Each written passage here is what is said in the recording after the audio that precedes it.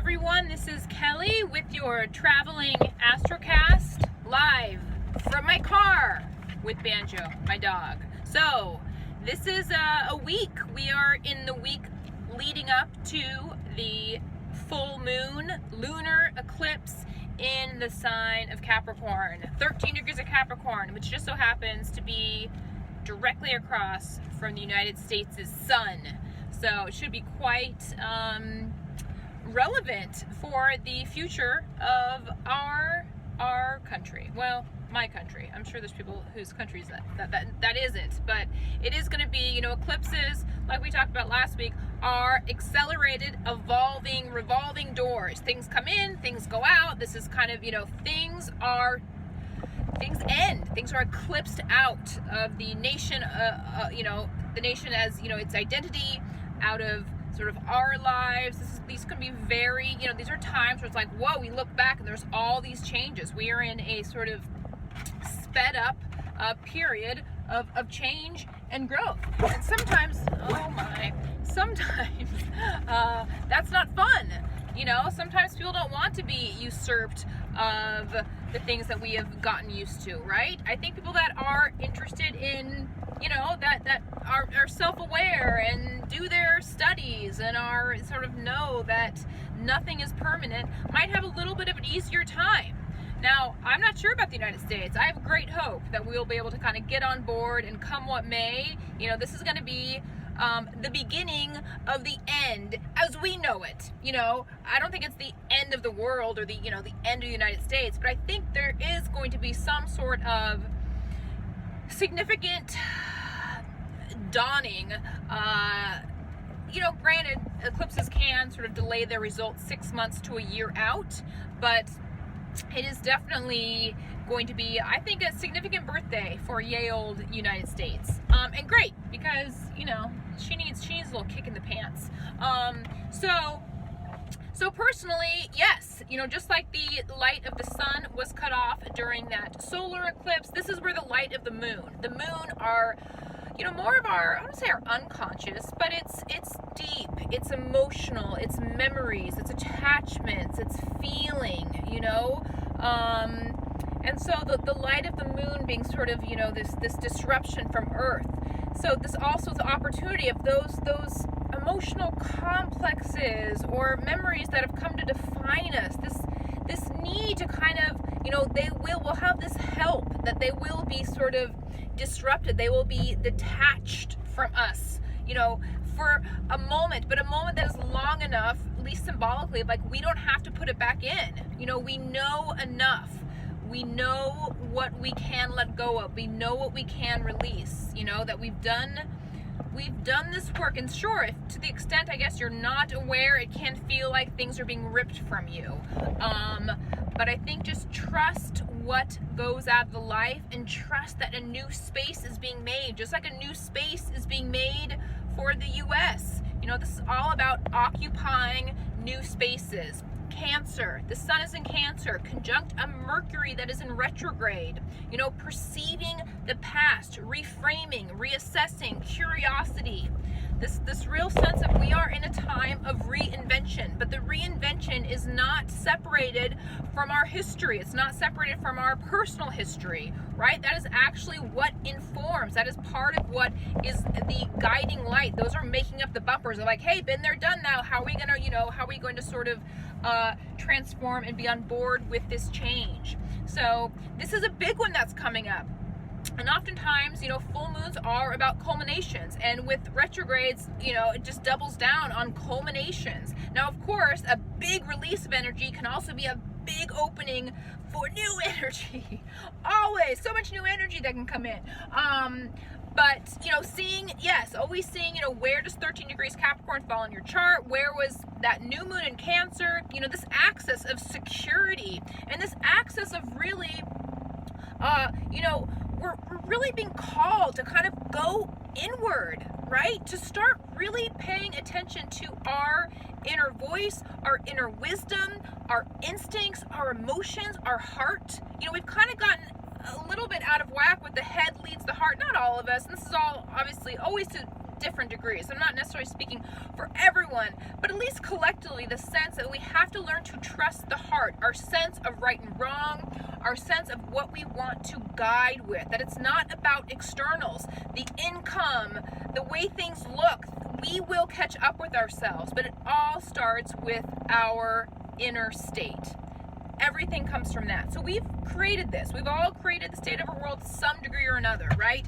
So we're creating our world, and we're having this real chance to sort of expunge, to expel, to purge, whatever you can do in the spirit of that letting go and releasing. And yes, it can be scary. It can be scary to be in that gap. I mean, we're in a, this national pandemic has put us into all sorts of scary spaces and gaps and uncertainty. So I always think, just like when a person if you can't see, your hearing becomes acute, right? When we have all this uncertainty, we have something else. There's some other agency, some other talent within us that will become acute. And I feel like this is the agency of the heart, this attunement to that inner wisdom, right? That there's not, we can't look to necessarily government to tell us the truth. We can't necessarily look to our laws, our healthcare. I mean, there's all sorts of deception and greatness too. This is a great, ripping open where there are true leaders.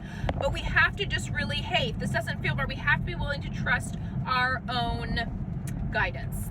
And so, and through that, millions upon millions of people tuning into their heart and what's right and wrong, we start to become, by attuning to our own authority, we create the authority, right? That's what starts, populating our institutions, our leaders, because we're so in tune. We're like, what? We wouldn't let that happen. And so, just taking this down to the level of your own life, and taking advantage of these retrogrades, which, yes, sometimes I forget, this is incredibly, Mercury can be incredibly sort of just, things are wrong and plans change, but Pluto and Jupiter and Saturn, I mean, this is a real deep dive of how are we to arrive in this new world? What we want to call forward. And we have all this sort of, this cosmic energy at our disposal that's bringing things up to look at and be like, do I want to keep that? Is my ego going to get too involved with that? Am I so attached to that way of being, or being right, or being this way, or just having things the way they always were? Things should be changing. This is I think of the pandemic. It's like that moment where we had, if someone you learned had a near-death experience, and it's like, hey, was your life the same after that? You were like, please say it wasn't the same after that. Please say you had some come to Jesus, So in a way, this is a gift. I know it's terribly difficult for a lot of people, but I feel like it's this, it's quite drawn out, and there's still, the near-death is a very long process here, but it is this sense of things are getting jumbled and scrambled, and then it's up to us to put things back together in a new way. And we want to put the heart is the president of our bodies and our minds, and really letting that be the leader, really trusting it, even if the results seem muted or invisible, or we don't see the change yet. It all starts in those quiet spaces of our vision and our conviction. So we really have this powerful time, with Sun conjunct Mercury, with this full moon eclipse, with, we have Mars going into Aries, which Mars and its home sign, woohoo! Now, look, Mars can be impulsive, Aries can be impulsive, it can be reckless, it can be rage, it can be me. So we really, hopefully, having had all these sort of spiritual downloads and the wonderful sort of kumbaya of Mars and Pisces, the spiritual warrior of getting connected, of this sense of, hey, we really can come together, and let's come together as a nation, but also all the different parts of ourselves. We can also come together, like, hey, that's okay. I have compassion for that part of myself. I didn't know that was there. Thank you for bringing that to my awareness. There's been a lot of confrontation of being with certain people all the time, confrontation of being by yourself, isolation. I mean, there's all sorts of, just triggers that are just, it's sped up evolution, right? This is an accelerated time.